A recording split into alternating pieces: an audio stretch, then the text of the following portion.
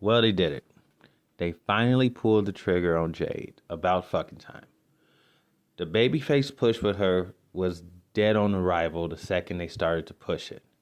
And it's not that I don't believe she can be a face, but she's never been one until she walked to the WWE. We don't need to go into the pleasantries and when she got here, how they debuted her, yada yada yada yada yada.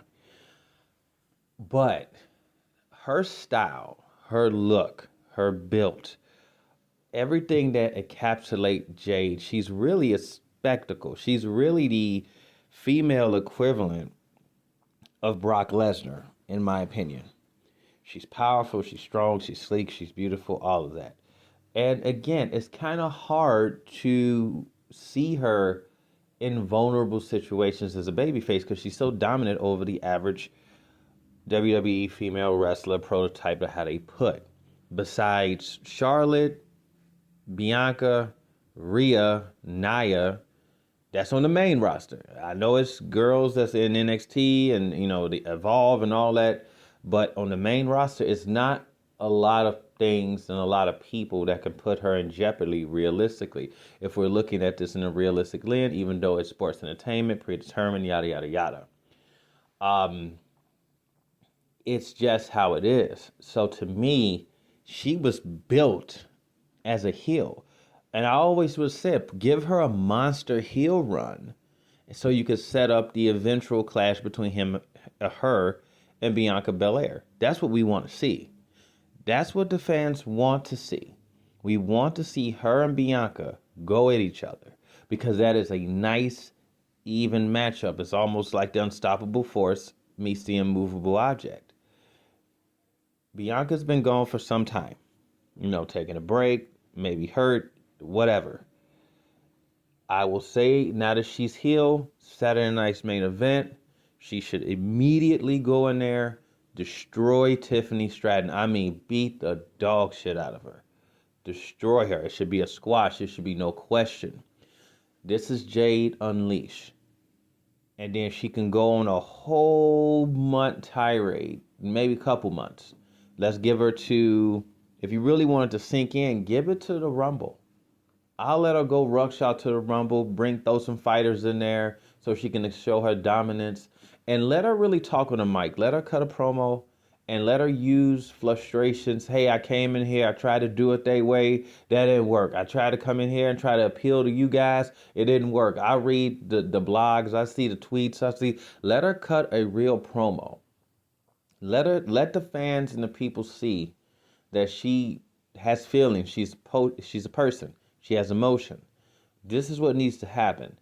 WWE, don't fuck this up.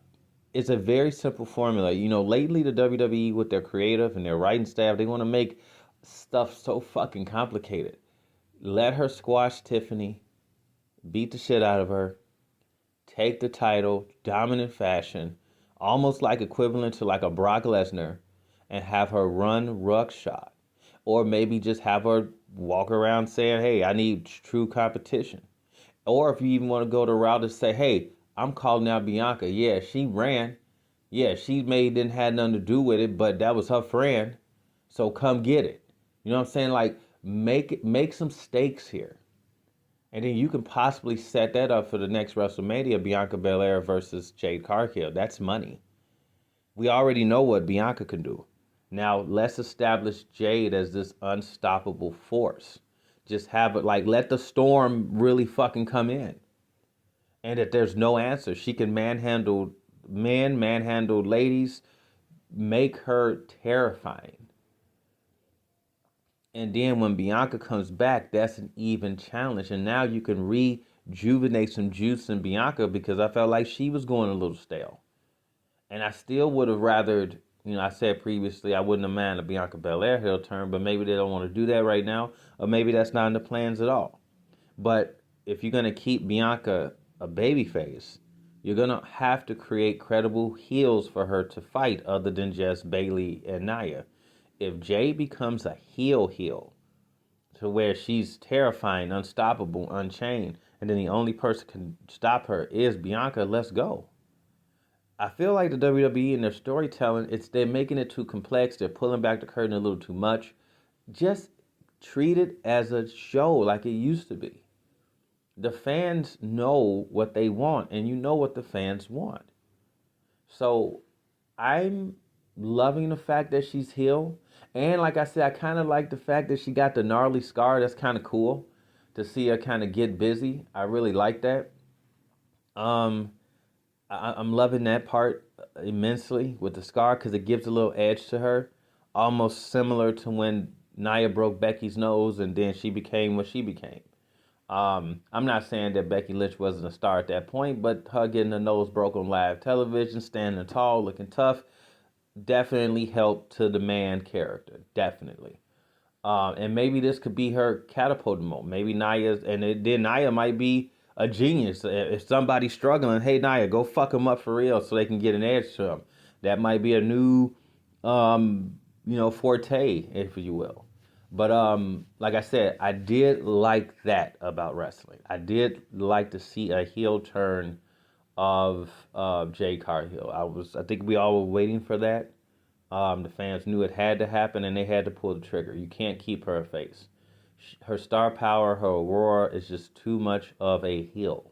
Now, after she has a monster heel run, now you could turn the tide and maybe softly turn her back into a baby face. They've done it with all types of talent.